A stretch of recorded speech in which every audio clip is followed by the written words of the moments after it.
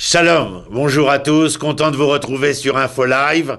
Cette semaine, nous allons traiter d'un sujet qui fait malheureusement trop souvent la une de l'actualité, à savoir la colère et la violence dans une société qui se veut, en tout cas qui se déclare comme postmoderne.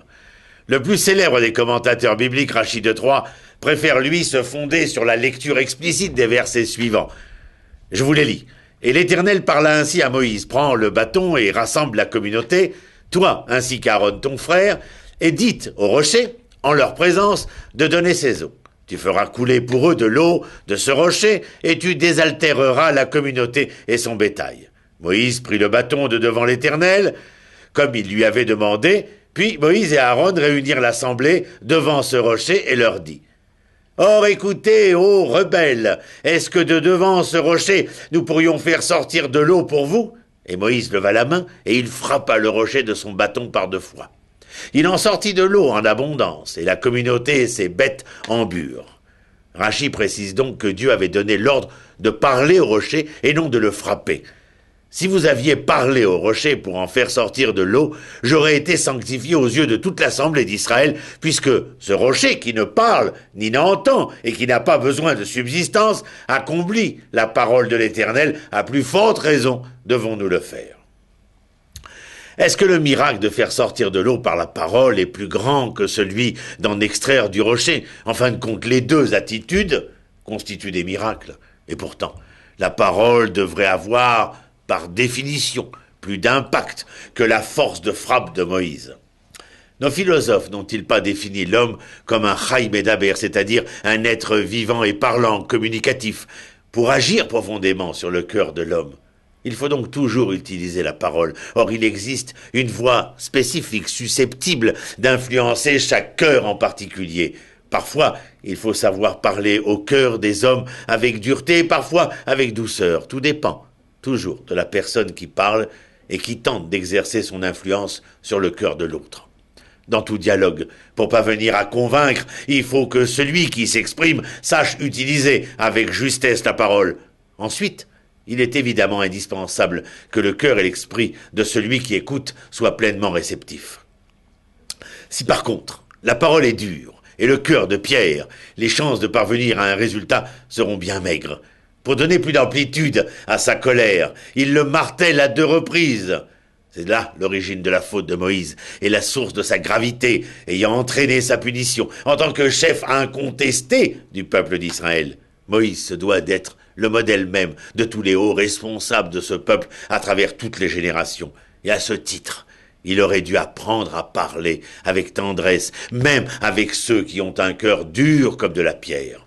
La conduite de l'homme est donc dictée par la transmission de la connaissance et de la sagesse, depuis le ou les chefs spirituels reconnus de tous vers le peuple lui-même. Évidemment, parfois, les structures de l'ordre social appellent l'utilisation d'instruments de pression et de coercition. Face à un voleur, il n'est pas suffisant d'utiliser la persuasion pour l'obliger à restituer l'objet de son délit. Il faut aussi le traîner devant un tribunal, afin que ce dernier prononce une sentence à son égard. De même, nous concevons aisément que la société ait besoin de juges et de policiers pour veiller au respect de la loi. Toutefois, ce n'est pas uniquement d'eux que dépend la conduite de cette société, car l'essence de la stabilité de toute communauté humaine, et donc d'une nation a fortiori, repose avant tout sur la parole. Le Rav Kook écrit à ce propos qu'il ne faut pas utiliser la violence, même envers un rocher muet.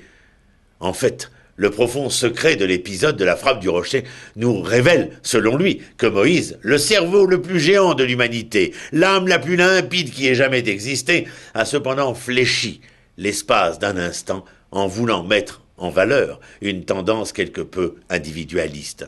Et cette pulsion, si infime fut-elle, au cœur de la personnalité du plus grand des prophètes, l'a amené à frapper le rocher au lieu de lui parler. Cette apparition de l'individualisme a en même temps neutralisé sa parole et entraîné un acte de violence muet. Le Maharal de Prague, Rabbi Yehuda Lev, au XVIe siècle, affirme que la transmission des commandements divins par la colère, en lieu et place de la parole, témoigne d'un manque de foi. Selon lui, la colère est une tentative de s'intégrer directement dans le cœur d'autrui en utilisant la violence, tandis que la parole sage est le fruit d'une réflexion posée et de l'intelligence. L'épisode du rocher vient donc nous expliquer que l'éducation doit se faire par la parole et non pas par la colère. Derrière la violence vers autrui, qu'y a-t-il ? Il y a l'impatience du désir, supportant mal les obstacles. Que vienne s'interposer entre moi et mon désir un obstacle, et l'envie me vient de le détruire. L'envie me vient de forcer le passage. La violence sur l'autre contient une impatience parce qu'elle participe du caractère prédateur du désir. Elle est intimement liée à la frustration de ce désir. Mais dès qu'elle apparaît, l'unité de la relation avec l'autre se brise. La dualité entre moi et l'autre se structure sous la forme d'un conflit.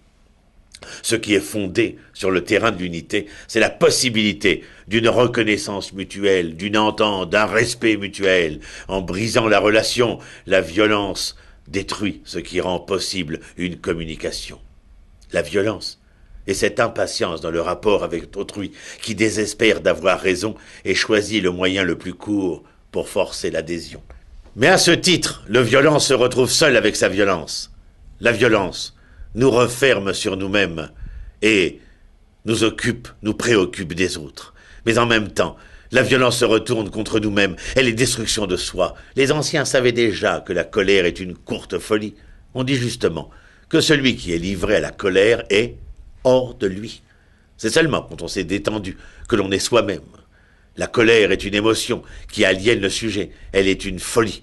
Il y a certes une différence entre le brusque accès de colère qui retombe assez vite et vous laisse honteux de vous être laissé emporter, et la haine qui entretient le ressentiment, nourrit dans la pensée l'intention de nuire. Mais le fait même de laisser la violence s'emparer de soi, c'est aussi se perdre soi-même. Que la colère soit déjà une folie, cela se montre dans le déchaînement qui s'empare du corps. La violence suppose un échappement au contrôle. L'explosion émotive se libère en déchaînement paroxystique, cris et gesticulations qui attestent l'échec de toutes les disciplines personnelles. Le violent, incapable de se contenir, recherche dans sa propre frénésie une sorte d'apaisement. Il est au plus mal, car il ne parvient plus à se retrouver. Il est emporté par une tempête émotionnelle. S'il peut décharger son affectivité, il regrettera pourtant de s'être conduit comme une bête. Il aura besoin du pardon pour lever sa culpabilité. Si la violence n'est que le résultat d'un processus de frustration, l'expression émotionnelle d'une souffrance, alors peut-être ôtée du cœur de l'homme si racine est enlevée. Une confiance dans l'homme est possible, une conversion de la haine dans l'amour est possible, une éducation est possible qui permettrait de résoudre la violence dans les relations, de la traiter avant même qu'elle ne puisse se manifester. Un petit cadeau pour vous avant de nous quitter. En hébreu, les sens sont profonds.